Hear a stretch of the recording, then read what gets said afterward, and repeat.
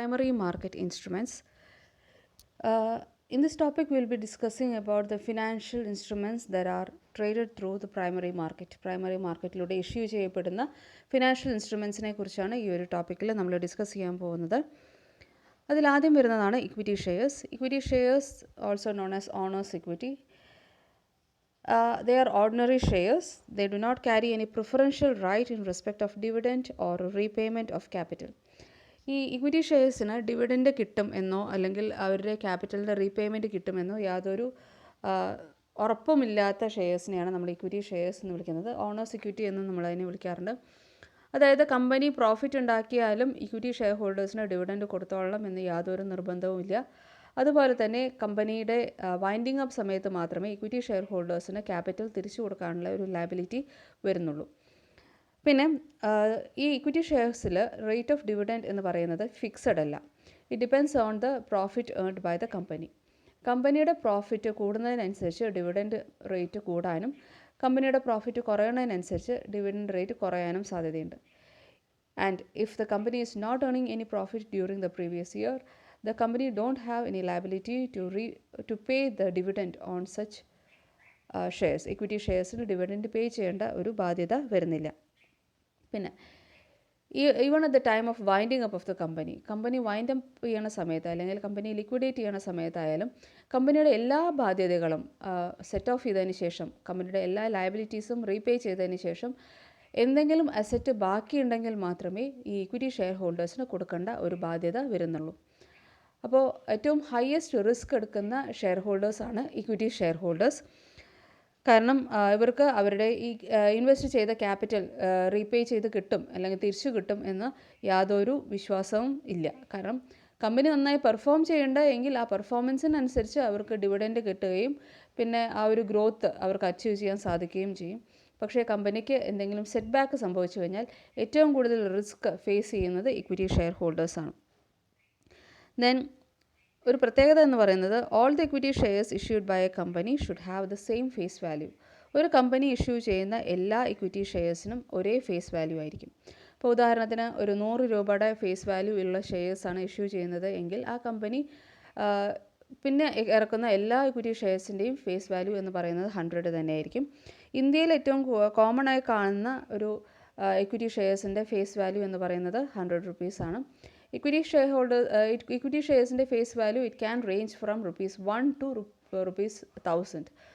1 രൂപയുടെ face value ഉള്ള equity shares വേണമെങ്കിലും ഒരു കമ്പനിക്ക് ഇഷ്യൂ ചെയ്യാവുന്നതാണ്.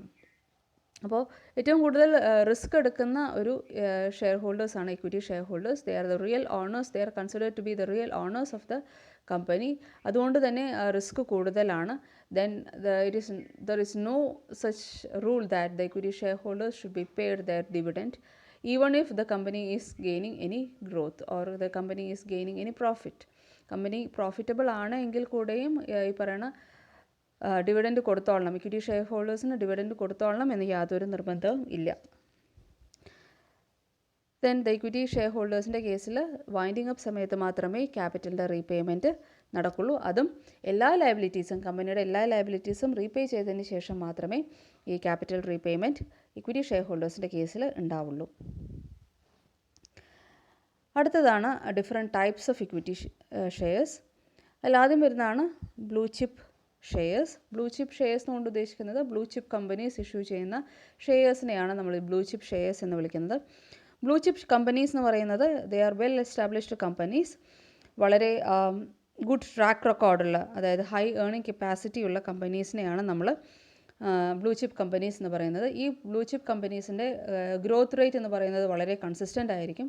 ആ കൺസിസ്റ്റൻറ്റ് ഗ്രോത്ത് റേറ്റിനനുസരിച്ച് തന്നെ ഈ ബ്ലൂ ചിപ്പ് കമ്പനീസ് കൺസിസ്റ്റൻ്റ് ആയിട്ട് ഡിവിഡൻഡ് പേ ഔട്ട്സും നടത്താറുണ്ട്. അതായത് അവരുടെ പ്രോഫിറ്റിനനുസരിച്ച് അവർ കൺസിസ്റ്റൻ്റ് ആയിട്ട് ഡിവിഡൻഡ് പേ ഔട്ട്സും നടത്താറുണ്ട്. അങ്ങനെയുള്ള കമ്പനികളെ വിളിക്കുന്ന പേരാണ് blue chip companies.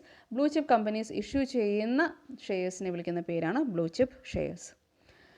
Next type is growth shares. Growth shares are shares issued by growing companies whose performance is more than the average.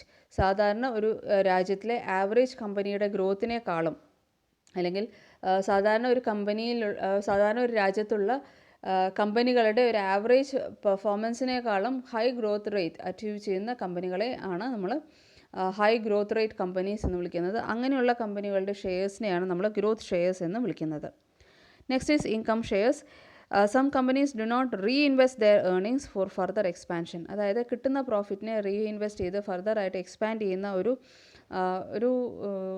ഇൻറ്റൻഷനൊന്നും ചില കമ്പനികൾക്ക് ഉണ്ടാവില്ല. അവരെന്താ ചെയ്യുന്നതെന്ന് വെച്ചാൽ അവർക്ക് കിട്ടുന്ന പ്രോഫിറ്റിനെ മുഴുവൻ അവർ ഡിവിഡൻ്റായിട്ട് ഡിക്ലെയർ ചെയ്യുകയാണ് ചെയ്യുക, അല്ലെങ്കിൽ ഡിവിഡൻ്റായിട്ട് ഡിസ്ട്രിബ്യൂട്ട് ചെയ്യുകയാണ് ചെയ്യുക.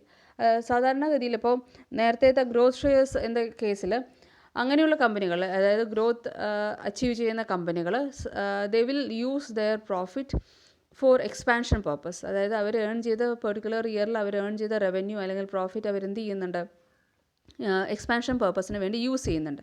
അങ്ങനെ ഗ്രോത്ത് അച്ചീവ് ചെയ്ത് എക്സ്പാൻഡ് ചെയ്ത് ഒരു നല്ല രീതിയിൽ വളരുന്ന ഒരു കമ്പനി ആണ് ഗ്രോത്ത് ഷെയർസ് ഇഷ്യൂ ചെയ്യുന്ന കമ്പനികൾ.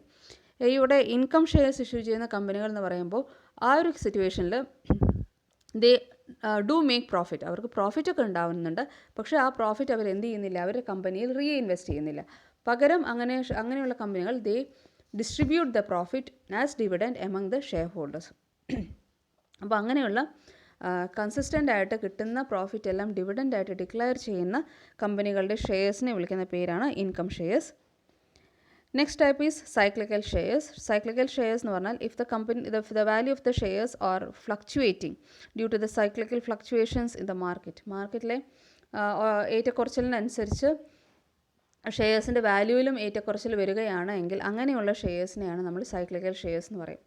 അതായത് ഇപ്പോൾ ബൂം പീരീഡ് വരുന്ന സമയത്ത് ഈ പറയുന്ന ഷെയർസിൻ്റെയൊക്കെ വാല്യൂ ഹൈ ആയിട്ട് പോവുകയും അതുപോലെ ഡിപ്രഷൻ വരുന്ന സമയത്ത് ഈ പറയുന്ന ഷെയർസിൻ്റെ വാല്യൂ എല്ലാം വളരെ ലോ ആയിട്ട് പോവുകയും ചെയ്യുന്ന അങ്ങനെയുള്ള ഒരു ടൈപ്പ് ഓഫ് ഷെയർസിനെയാണ് നമ്മൾ സൈക്ലിക്കൽ ഷെയർസ് എന്ന് വിളിക്കുന്നത്. Next type is defensive shares. Defensive shares of companies which are engaged in food processing, beverages, drugs. അങ്ങനെ വളരെ സേഫ് ആയിട്ടുള്ള, ഡ്രഗ്സ് എന്നുകൊണ്ട് ഉദ്ദേശിക്കുന്നത് ഫാർമസ്യൂട്ടിക്കൽ കമ്പനീസാണ്. അതുപോലെ ബിവറേജസ് എന്നുകൊണ്ട് ഉദ്ദേശിക്കുന്നത് ഈ സോഫ്റ്റ് ഡ്രിങ്ക്സ് ഒക്കെ മാനുഫാക്ചർ ചെയ്യുന്ന കമ്പനികളൊക്കെയാണ്. Then food processing.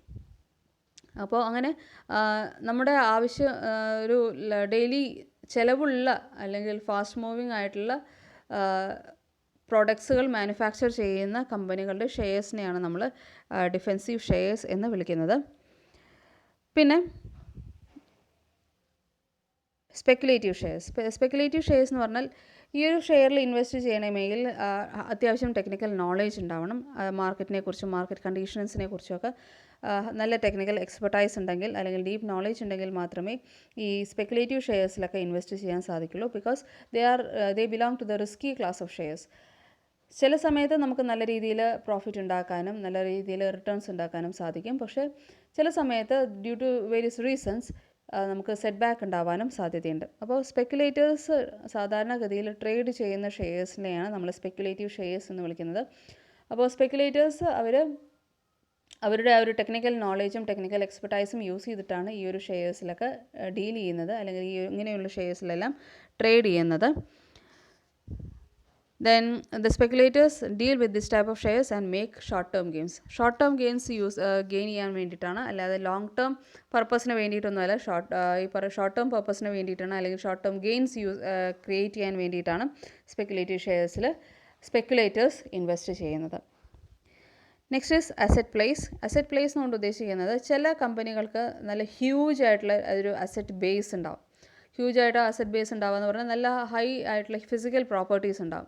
വീട്, ഈ പറയുന്ന ബിൽഡിംഗ് ആയിട്ടും റിയൽ എസ്റ്റേറ്റ് ആയിട്ടും മെഷീനറീസ് ആയിട്ടും അതുപോലെ ടെക്നോളജിക്കൽ ഇൻവെസ്റ്റ്മെൻറ്റ്സ് ആയിട്ടും നല്ല ഹ്യൂജ് അസറ്റ്സ് ഉള്ള കമ്പനികളുണ്ടാവും. അങ്ങനെ ഹ്യൂജ് അസറ്റ്സ് ഉള്ള കമ്പനികളുടെ ഷെയർസിനെ വിളിക്കുന്ന പേരാണ്, അല്ലെങ്കിൽ വാല്യുബിൾ അസറ്റ്സ് ഉള്ള കമ്പനികളുടെ ഷെയർസിനെ വിളിക്കുന്ന പേരാണ് അസറ്റ് പ്ലേസ്. അപ്പോൾ അസറ്റ് പ്ലേസ് എന്ന് പറയുന്ന സിറ്റുവേഷനിൽ ഷെയർ ഹോൾഡേഴ്സ് ഇങ്ങനെയുള്ള കമ്പനിയിൽ ഇൻവെസ്റ്റ് ചെയ്യുന്നത് അങ്ങനെ ആ ഒരു കമ്പനിയുടെ അസറ്റിനെ ബേസ് ചെയ്തിട്ടാണ്, അല്ലെങ്കിൽ ആ കമ്പനിയുടെ അസറ്റിൻ്റെ വാല്യൂവിനെ ബേസ് ചെയ്തിട്ടാണ് ഈ ഷെയർ ഹോൾഡേഴ്സ് ഇങ്ങനെയുള്ള കമ്പനികളുടെ ഷെയർസ് വാങ്ങിച്ചു കൂട്ടുന്നത്. ദെൻ സ്റ്റാൾവാർട്സ് കൊണ്ട് ഉദ്ദേശിക്കുന്നത് companies that have the ability to surpass the GDP. ഒരു രാജ്യത്തിൻ്റെ GDPയെക്കാളും ഗ്രോത്ത് അച്ചീവ് ചെയ്യുന്ന കമ്പനികളെ വിളിക്കുന്ന പേരാണ് സ്റ്റാൾവാർട്സ്. അങ്ങനെയുള്ള കമ്പനികൾ ഇഷ്യൂ ചെയ്യുന്ന ഷെയർസിനെ വിളിക്കുന്ന പേരാണ് സ്റ്റാൾവാർട്സ്. അപ്പോൾ നമ്മുടെ ഒരു GDP എന്ന് പറയുമ്പോൾ ഈ ഒരു കൊറോണ കാലമായതുകൊണ്ട് തന്നെ നെഗറ്റീവ് GDPയിലാണ് ഇപ്പോൾ ഇന്ത്യ പോയിക്കൊണ്ടിരിക്കുന്നത്. ഇതിന് മുമ്പ് ഒരു 3% ആയിരുന്നു നമ്മുടെ GDP. നമ്മൾ 2018-19 7% GDP പോയിക്കൊണ്ടിരുന്നതാണ്. പിന്നെ അത് 19-20 ആയപ്പോഴേക്കും 6%, പിന്നെ അത് 3%. ഇപ്പോൾ നമ്മൾ നെഗറ്റീവ് GDPയിലാണ് പോയിക്കൊണ്ടിരിക്കുന്നത്. അത് ഈ ഒരു പെർട്ടിക്കുലർ കാലഘട്ടത്തിൻ്റെ ഒരു പ്രശ്നമാണ്. അതായത് കൊറോണ എന്ന് പറയുന്ന ഒരു സിറ്റുവേഷൻ്റെ പ്രശ്നമാണ്. ഇത് കഴിഞ്ഞാൽ നമ്മുടെ GDP ഗ്രോ ചെയ്യും, അല്ലെങ്കിൽ നമ്മൾ തിരിച്ച് നമ്മുടെ ഒരു നോർമൽസിയിലേക്ക് തിരിച്ചു വരും. നമ്മുടെ ഗ്രോത്ത് നമ്മൾ റീഗെയിൻ ചെയ്യും. അപ്പോൾ ഇന്ത്യയെ സംബന്ധിച്ചിടത്തോളം ഒരു 5 മുതൽ 7 വരെയാണ് സാധാരണഗതിയിൽ നമ്മുടെ GDP മാറിക്കൊണ്ടിരിക്കുന്നത്. അപ്പോൾ നമ്മുടെ ആ ഒരു GDP റേറ്റിനേക്കാളും, ഇന്ത്യയുടെ ആ ഒരു GDP റേറ്റിനേക്കാളും കൂടുതൽ ഗ്രോത്ത് റേറ്റ് അച്ചീവ് ചെയ്യുന്ന കമ്പനികൾ ഇഷ്യൂ ചെയ്യുന്ന ഷെയർസിനെ വിളിക്കുന്ന പേരാണ് stalwarts. Then fast growers, shares of small aggressive company. ചെറിയ കമ്പനികളുണ്ടാകും, പക്ഷേ ഭയങ്കര അഗ്രസീവ് ആയിരിക്കും, ഹൈ ഗ്രോത്ത് റേറ്റ് ആയിരിക്കും അവരുടെ. അപ്പോൾ അങ്ങനെയുള്ള സ്മോൾ അഗ്രസീവ് കമ്പനികൾ ഇഷ്യൂ ചെയ്യുന്ന ഷെയർസിനെ വിളിക്കുന്ന പേരാണ് fast growers. Then slow growers, obviously opposite of fast growers. ഈ സ്ലോ ഗ്രോവേഴ്സിൻ്റെ സിറ്റുവേഷനിൽ അവരുടെ ഒരു ഗ്രോത്ത് റേറ്റ് എന്ന് പറയുന്നത് നമ്മുടെ രാജ്യത്തിൻ്റെ GDPയെക്കാളും ലോവർ ആയിട്ടുള്ള ഗ്രോത്ത് റേറ്റ് ആയിരിക്കും. അങ്ങനെ രാജ്യത്തിൻ്റെ GDPയെക്കാളും ലോവർ ഗ്രോത്ത് റേറ്റിൽ പോയിക്കൊണ്ടിരിക്കുന്ന കമ്പനികൾ ഇഷ്യൂ ചെയ്യുന്ന ഷെയർസിനെയാണ് നമ്മൾ സ്ലോ ഗ്രോവേഴ്സ് എന്ന് വിളിക്കുന്നത്. ദെൻ ടേൺ അറൗണ്ട് എന്നുകൊണ്ട് ഉദ്ദേശിക്കുന്നത് ഇപ്പോൾ ചിലപ്പോൾ ആ ഒരു കമ്പനിയുടെ ഷെയർസ് ഒരു ഡിമിനിഷിങ് രീതിയിലായിരിക്കും പോയിക്കൊണ്ടിരിക്കുന്നുണ്ടാവും. പക്ഷേ കുറച്ച് കഴിഞ്ഞാൽ ആ കമ്പനി എന്ത് ചെയ്യും, റിക്കവറിങ് സ്റ്റേജിലേക്ക് പോകും. അങ്ങനെ ഡിമിനിഷിങ്ങിൽ നിന്നും റിക്കവറിങ് സ്റ്റേജിലേക്ക് പോകുന്ന ഒരു കമ്പനി ഇഷ്യൂ ചെയ്യുന്ന ഷെയർസിനെ വിളിക്കുന്ന പേരാണ് ടേൺ അറൗണ്ട് ഷെയർസ്. അപ്പോൾ ഇതൊക്കെയാണ് different types of equity shares. Blue chip shares, growth shares, income shares, cyclical shares, defensive shares, speculative shares, stalwarts, fast growers, slow growers, turn around, asset plays. ഇനി അടുത്ത category financial assets ആണ് non voting shares. Non voting shares പേരിൽ നിന്ന് തന്നെ അറിയാം. Equity share ഹോൾഡേഴ്സിൻ്റെ കേസിൽ അവർക്ക് എന്തുണ്ട്, വോട്ടിംഗ് റൈറ്റ്സ് ഉണ്ട്. അതുപോലെ തന്നെ മാനേജ്മെൻറ്റിൻ്റെ ഡേ ടു ഡേ അഫെയേഴ്സിൽ ഇൻ്റർഫിയർ ചെയ്യാനും ആ ഒരു day to day affairs manage ചെയ്യാനും ഒക്കെ ഉള്ളൊരു, കാരണം അവരാണ് ഓണേഴ്സ് ഓഫ് ദ കമ്പനി. അപ്പോൾ മാനേജ്മെൻറ്റിലൊക്കെ റോളുള്ള ഷെയർ ഹോൾഡേഴ്സാണ് equity shareholders. They do have the voting rights, അവർക്ക് വോട്ടിംഗ് അവകാശമുണ്ട്. നോൺ വോട്ടിംഗ് ഷെയർസിൻ്റെ കേസിൽ ഓബ്വിയസ്ലി പേരിൽ നിന്ന് തന്നെ അറിയാം, അവർക്ക് എന്തിനുള്ള അവകാശം ഉണ്ടാവില്ല, വോട്ട് ചെയ്യാനുള്ള അവകാശം ഉണ്ടാവില്ല. അതായത് കമ്പനിയുടെ ഓണേഴ്സ് അല്ല, അതുപോലെ തന്നെ കമ്പനിയുടെ മാനേജ്മെൻറ്റ് റോളൊന്നും ഇല്ലാത്ത share ഹോൾഡേഴ്സാണ്. Like as per the section 86A of the Companies Act, companies are permitted to issue a new class of shares named as non-voting shares.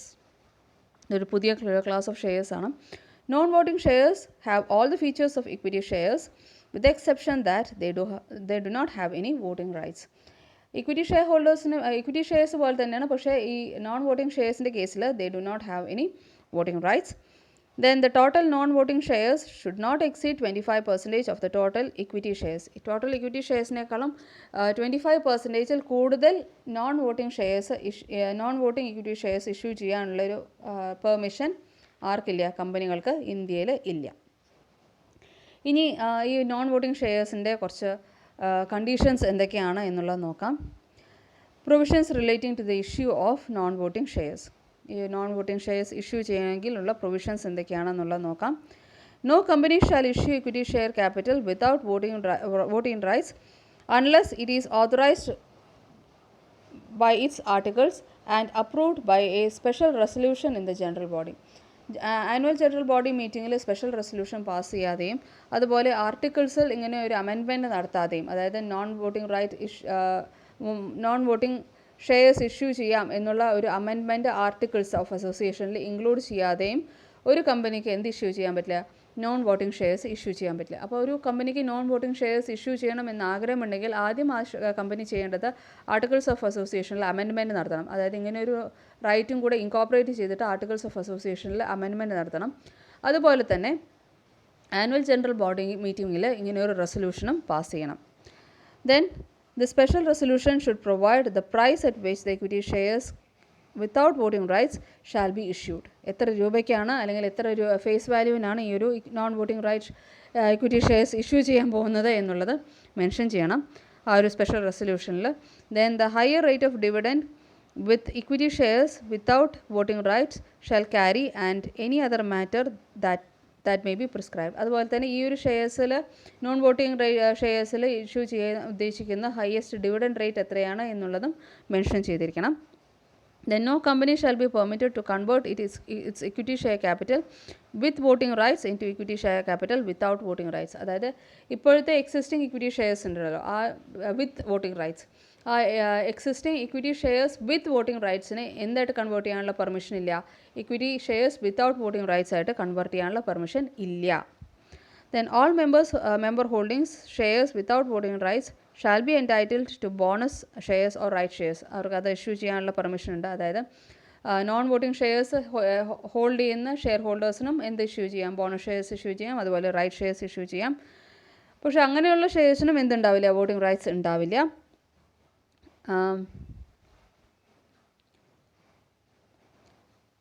ആ ഒരു പ്രൊവിഷനും കൂടെ ഇൻക്ലൂഡ് ചെയ്തിട്ടുണ്ടാവും. അതായത് ബോണസ് ഷെയർസും അതുപോലെ ഇക്വിറ്റി ഷെയർസിന് കിട്ടുന്ന ആ ഒരു voting rights bonus share issue ചെയ്യുന്ന കേസിലും റൈറ്റ് ഷെയർ ഇഷ്യൂ ചെയ്യുന്ന കേസിലും ഈ പറയണ നോൺ വോട്ടിംഗ് ഷെയർസിൻ്റെ കേസിൽ ഉണ്ടാവില്ല.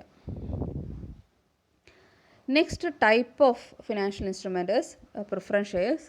Preference shares, as the name indicates, they get a preference over the dividend payment as well as the repayment of capital invested at the time of winding up. Then the rate of dividend is fixed dividend rate അവർക്ക് കിട്ടും. ആ fixed dividend rate എത്രയാണ് എന്നുള്ളത് shares issue ചെയ്യുന്ന സമയത്ത് തന്നെ mention ചെയ്തിട്ടുണ്ടാവും. അതായത് പ്രിഫറൻസ് ഷെയർസ് ഇഷ്യൂ ചെയ്യുന്ന സമയത്ത് തന്നെ മെൻഷൻ ചെയ്തിട്ടുണ്ടാവും. ഇക്വിറ്റി ഷെയർ ഹോൾഡേഴ്സിന് ഡിവിഡൻഡ് പേ ചെയ്യണേക്കാളും മുമ്പ് ആർക്ക് പേ ചെയ്തിട്ടുണ്ടാവും, പ്രിഫറൻസ് ഷെയർ ഹോൾഡേഴ്സിന് ഡിവിഡൻഡ് പേ ചെയ്തിട്ടുണ്ടാവും. ആ ഒരു ടേമിൽ നിന്നാണ് ഈ പ്രിഫറൻസ് ഷെയർസ് എന്ന് പറയുന്ന ആ ഒരു ടേം തന്നെ വന്നത്. പിന്നെ പ്രിഫറൻസ് ഷെയർസിൻ്റെ ഒരു കേസിൽ ലിക്വിഡേറ്റ് ചെയ്യുന്ന സമയത്തും ഇക്വിറ്റി ഷെയർ ഹോൾഡേഴ്സിന് ക്യാപിറ്റൽ കൊടുക്കുന്നതിനേക്കാളും മുമ്പ് തന്നെ പ്രിഫറൻസ് ഷെയർ ഹോൾഡേഴ്സിൻ്റെ ക്യാപിറ്റൽ റീപേയ്മെൻ്റ് എല്ലാം സെറ്റിൽ ചെയ്തിട്ടുണ്ടാവും. Then dividend is payable out of distributable പ്രോഫിറ്റിൽ നിന്ന് തന്നെയാണ് ഡിവിഡൻറ്റും പേ ചെയ്യുന്നത് in the case of preference share holders. പക്ഷേ ഇവിടെയും പ്രോഫിറ്റ് ഉണ്ട് എന്ന് പറഞ്ഞിട്ട് അതിൻ്റെ മുകളിൽ ഒരു ചാർജ് ആയിട്ടൊന്നും നമുക്ക് പറയാൻ പറ്റില്ല. അതായത് പ്രോഫിറ്റ് ഉണ്ട്, അതുകൊണ്ട് ആ ഒരു പ്രോഫിറ്റിൽ ഇവർക്ക് അവകാശമുണ്ട് എന്നൊന്നും നമുക്ക് പറയാൻ പറ്റില്ല. പക്ഷേ ഡിവിഡൻഡ് ഡിക്ലെയർ ചെയ്യാനുള്ളൊരു ബാധ്യതയുണ്ട്. കാരണം ആ ഡിവിഡൻഡ് റേറ്റ് എത്രയാണ് എന്നുള്ളത് നേരത്തെ തന്നെ ഫിക്സ് ചെയ്തിട്ടുള്ളത് കൊണ്ട്. Then and it is not a charge to the profit. Preference share holders have no representation in the management. അതായത് മാനേജ്മെൻറ്റിൽ യാതൊരു റെപ്രസെൻറ്റേഷനോ അല്ലെങ്കിൽ വോട്ടിംഗ് പവേഴ്സോ ഒന്നുമില്ല.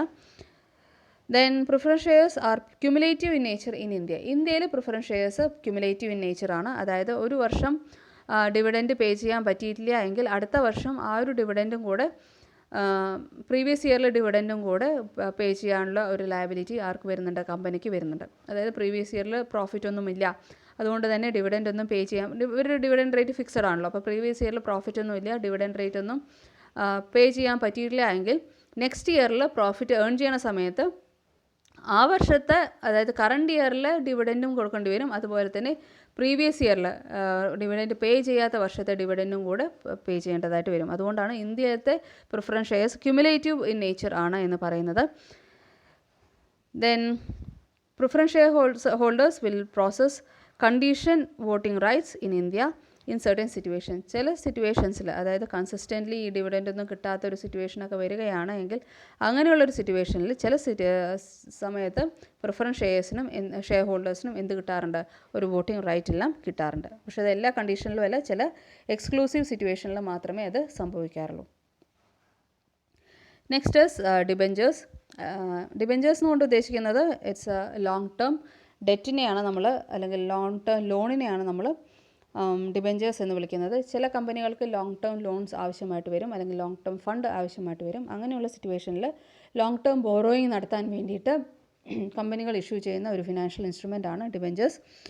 And debenture is an acknowledgement of debt due by a company issued under a common seal. അതായത് കടമെടുക്കുന്ന സമയത്ത് ഇഷ്യൂ ചെയ്യുന്ന, കമ്പനി കടമെടുക്കുന്ന സമയത്ത് കമ്പനിയുടെ സീലിൽ ഇഷ്യൂ ചെയ്യുന്ന ബോണ്ടുകളെയാണ് നമ്മൾ ഡിബെഞ്ചേഴ്സ് എന്ന് വിളിക്കുന്നത്, അല്ലെങ്കിൽ അക്നോളജ്മെൻറ്റ് റെസിപ്റ്റിനെയാണ് നമ്മൾ ഡിബെഞ്ചേഴ്സ് എന്ന് വിളിക്കുന്നത്. Debenture is a loan or borrowed capital of a company. They do not have any voting rights. അവർക്ക് വോട്ടിംഗ് അവകാശമൊന്നുമില്ല.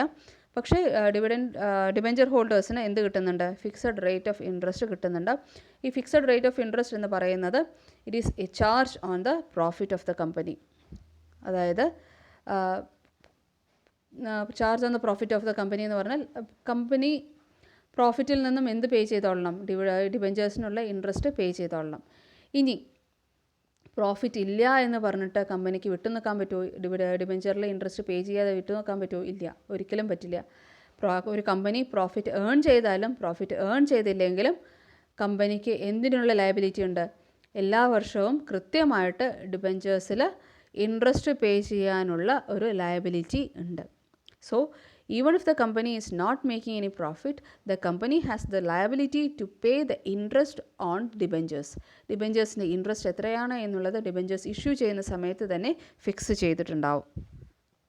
ആൻഡ് ഡിബഞ്ചേഴ്സിൻ്റെ ഇൻട്രസ്റ്റ് ആനുവലി ആയിരിക്കും അല്ലെങ്കിൽ ഹാഫ് ഇയർലി ആയിരിക്കും സാധാരണഗതിയിൽ പേ ചെയ്യുന്നുണ്ടാവുക. The interest payment is a legal obligation in the case of debentures. അതായത് debentures issue ചെയ്തിട്ടുണ്ട് എങ്കിൽ കമ്പനിക്ക് ആ ഡിബഞ്ചേഴ്സിൽ ഇൻട്രസ്റ്റ് പേ ചെയ്തോളണം എന്നുള്ളൊരു ലീഗൽ ഒബ്ലിഗേഷൻ ഉണ്ട്, even if the company is not making any profit. ഇല്ലെങ്കിൽ എന്ത് ചെയ്യാം? ഡിബഞ്ചർ ഹോൾഡേഴ്സിന് കേസ് കൊടുക്കാനുള്ള ഒരു പ്രൊവിഷൻ ഉണ്ട്. പിന്നെ ഒരു ടേമിലുള്ള വ്യത്യാസമുണ്ട്. ഡിബഞ്ചേഴ്സ് എന്നും ബോണ്ട് എന്നും ഇൻ്റർചേഞ്ചിലി യൂസ് ചെയ്യാറുണ്ട്. ചില രാജ്യങ്ങളിൽ ഡിബഞ്ചേഴ്സ് എന്ന് വിളിക്കാറുണ്ട്, ചില രാജ്യങ്ങളിൽ ബോണ്ട് എന്ന് വിളിക്കാറുണ്ട്. അമേരിക്കയിൽ എല്ലാം ബോണ്ട് എന്നാണ് സാധാരണഗതിയിൽ പറയാറ്. യൂറോപ്യൻ നേഷൻസിൽ ഡിബഞ്ചേഴ്സ് എന്നും പറയാറുണ്ട്. ഇന്ത്യയിൽ എങ്ങനെയാണെന്ന് വെച്ചാൽ ഗവൺമെൻറ് ആണ് ഇഷ്യൂ ചെയ്യുന്നത് അല്ലെങ്കിൽ ഗവൺമെൻറ് ആണ് ഫണ്ട് ബോറോ ചെയ്യുന്നത് എങ്കിൽ ഗവൺമെൻറ് ഫണ്ട് ബോറോ ചെയ്യാൻ വേണ്ടി യൂസ് ചെയ്യുന്ന ഫിനാൻഷ്യൽ ഇൻസ്ട്രുമെൻറ്റിനെ നമ്മൾ ബോണ്ട് എന്നും, പ്രൈവറ്റ് ആയിട്ടുള്ള കമ്പനികൾ ഫണ്ട് റേസ് ചെയ്യാൻ വേണ്ടി, ബോറോഡ് ക്യാപിറ്റൽ റേസ് ചെയ്യാൻ വേണ്ടി യൂസ് ചെയ്യുന്ന ഫിനാൻഷ്യൽ ഇൻസ്ട്രുമെൻസിനെ നമ്മൾ ഡിബഞ്ചർ എന്ന് വിളിക്കാറുണ്ട്. സാധാരണഗതിയിൽ the face value of the debenture will be ₹100 in India. ഇന്ത്യയിൽ സാധാരണഗതിയിൽ കമ്പനികൾ ഇഷ്യൂ ചെയ്യുന്ന ഡിബഞ്ചേഴ്സിൻ്റെ ഫേസ് വാല്യൂ എന്ന് പറയുന്നത് ₹100 ആവാനാണ് ഒരു നോർമൽ സിറ്റുവേഷനിൽ സാധ്യത. നെക്സ്റ്റ് ഒരു കാറ്റഗറി ഫിനാൻഷ്യൽ ഇൻസ്ട്രുമെൻ്റ് ആണ് വാറണ്ട്സ്. വാറണ്ട് എന്ന് പറയുന്നത് സാധാരണഗതിയിൽ ഒരു റൈറ്റാണ് അല്ലെങ്കിൽ ഒരു ഓഫറാണ്. വാറണ്ട്സ് ഓഫർ ദ ഹോൾഡർ, അതായത് വാറണ്ട് ഹോൾഡ് ചെയ്യുന്ന ഒരു വ്യക്തിക്ക് ഒരു ഓഫർ കൊടുക്കുകയാണ്. The opportunity to purchase a firm's common stock. ആ ഒരു കമ്പനിയുടെ കോമൺ ഇക്വിറ്റി പർച്ചേസ് ചെയ്യാനുള്ള ഒരു പെർമിഷൻ അല്ലെങ്കിൽ ഒരു ഓഫർ കൊടുക്കുകയാണ്. Within A specified time period. ഒരു സ്പെസിഫൈഡ് ടൈം പീരീഡിൽ എന്ത് ചെയ്യാം? ഈ വാറണ്ട് ഹോൾഡർക്ക് അല്ലെങ്കിൽ ആ വാറണ്ട് ആരാണോ ഹോൾഡ് ചെയ്യുന്നത് ആ വ്യക്തിക്ക് ഒരു കമ്പനിയുടെ ഇക്വിറ്റി ഷെയർസ് ഒരു specific period of time purchase ചെയ്യാനുള്ള ഒരു ഓഫർ കൊടുക്കുകയാണ്. ആ ഒരു ഇക്വിറ്റി ഷെയർസ് പർച്ചേസ് ചെയ്യാനുള്ള പ്രൈസ് എത്രയാണ് എന്നുള്ളതും പ്രീ ഡിറ്റർമിൻഡ് ആയിരിക്കും അല്ലെങ്കിൽ പ്രീ ഫിക്സ്ഡ് ആയിരിക്കും. അപ്പോൾ അങ്ങനെയുള്ള പ്രീ ഡിറ്റർമിൻഡ് ആയിട്ടുള്ള പ്രൈസിനെ പറയുന്ന പേരാണ് എക്സസൈസ് പ്രൈസ് എന്ന് വിളിക്കും അല്ലെങ്കിൽ സ്ട്രൈക്ക് പ്രൈസ് എന്ന് വിളിക്കും. അപ്പോൾ ഈ പ്രീ ഫിക്സ്ഡ് ആയിട്ടുള്ള പ്രൈസിൽ ഒരു സ്പെസിഫൈഡ് പീരീഡ് ഓഫ് ടൈമിൽ ഒരു കമ്പനിയുടെ ഇക്വിറ്റി ഷെയർസ് പർച്ചേസ് ചെയ്യാനുള്ള ഒരു ഓഫറിനെയാണ് നമ്മൾ വാറണ്ട് എന്ന് വിളിക്കുന്നത്. The tangible value of bond in the market is the market price of the stock less the strike price. ആ ഒരു വാറണ്ട് അറ്റാച്ച് ചെയ്തിട്ടുള്ള ബോണ്ടിൻ്റെ ടാഞ്ചിബിൾ വാല്യൂ എന്ന് പറയുന്നത് ബോണ്ടിൻ്റെ market price less the strike price of the warrant. Then any rights offering warrants are allotted to the existing stockholders in proportion to their current holdings. ഓരോ വ്യക്തികൾക്കും അല്ലെങ്കിൽ ഓരോ ഇക്വിറ്റി ഷെയർ ഹോൾഡേഴ്സിനും അവരുടെ current stock holding പ്രൊപ്പോർഷനിലേക്ക് ആയിരിക്കും എന്ത് offer ചെയ്യുന്നുണ്ടാവുക? വാറണ്ട്സും ഓഫർ ചെയ്യുന്നുണ്ടാവുക. Warrants are created and sold by firms that issues the underlying stock. അതായത് ഈ ഇക്വിറ്റി ഷെയർസ് ആരാണോ ഇഷ്യൂ ചെയ്യുന്നത് അതേ കമ്പനി തന്നെയായിരിക്കും എന്തും ഇഷ്യൂ ചെയ്യുന്നുണ്ടാവുക. വാറണ്ടും ക്രിയേറ്റ് ചെയ്തിട്ട് ഇഷ്യൂ ചെയ്യുന്നുണ്ടാവുക അല്ലെങ്കിൽ വാറണ്ട്സ് ക്രിയേറ്റ് ചെയ്തിട്ട് സെൽ ചെയ്യുന്നുണ്ടാവുക. അപ്പോൾ ഇക്വിറ്റി ഷെയർസ് ഏത് കമ്പനിയുടെ ആണോ ആ കമ്പനിയുടെ തന്നെയായിരിക്കും വാറണ്ടും ഉണ്ടാവുക. അപ്പോൾ വാറണ്ട് ക്രിയേറ്റ് ചെയ്യുന്ന കമ്പനി എന്ന് പറയുന്നത് ഇക്വിറ്റി ഷെയർസ് ഇഷ്യൂ ചെയ്യുന്ന കമ്പനികൾ തന്നെയായിരിക്കും. പിന്നെ പറയുന്നത് warrants are created and sold by the firms that issues the underlying stock. ഇതാണ് ഇപ്പോൾ നമ്മൾ പറഞ്ഞത്.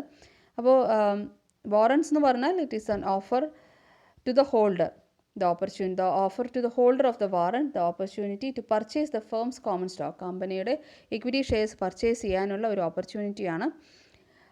പക്ഷേ ഒരു പെർട്ടിക്കുലർ പീരീഡ് ഓഫ് ടൈമിന് മാത്രമേ ആ ഒരു ഓഫർ നിലനിൽക്കുന്നുണ്ടാവുള്ളൂ. പിന്നെ ഈ ഓഫർ പ്രൈസ് എന്ന് പറയുന്നതും പ്രീ ഫിക്സ്ഡ് ആയിരിക്കും. പ്രീ ഫിക്സ്ഡ് ആയിട്ടുള്ള ഓഫർ പ്രൈസിനെ നമ്മൾ വിളിക്കുന്ന പേരാണ് സ്ട്രൈക്ക് പ്രൈസ് അല്ലെങ്കിൽ എക്സസൈസ് പ്രൈസ്. അപ്പോൾ ആ ഒരു പെർട്ടിക്കുലർ പ്രൈസിന് എന്ത് വാങ്ങിച്ചോളണം? ആ ഒരു ഇക്വിറ്റി ഷെയർസ്, കമ്പനിയുടെ ഇക്വിറ്റി ഷെയർസ് ഈ വാറന്റ് ഹോൾഡർ വാങ്ങിച്ചോളണം, അല്ലാതെ ഫ്രീ ആയിട്ട് കൊടുക്കില്ല. അപ്പോൾ ഇതൊക്കെയാണ് പ്രൈമറി മാർക്കറ്റിലുള്ള കോമൺ ആയി കാണുന്ന ഫിനാൻഷ്യൽ ഇൻസ്ട്രുമെൻറ്റ്സ്. ആദ്യം പറഞ്ഞത് ഇക്വിറ്റി ഷെയർസ്, പിന്നെ non voting equity shares, preference shares, bonds അല്ലെങ്കിൽ ഡിബെഞ്ചേഴ്സ്, പിന്നെ വാറൻറ്റ്സ്.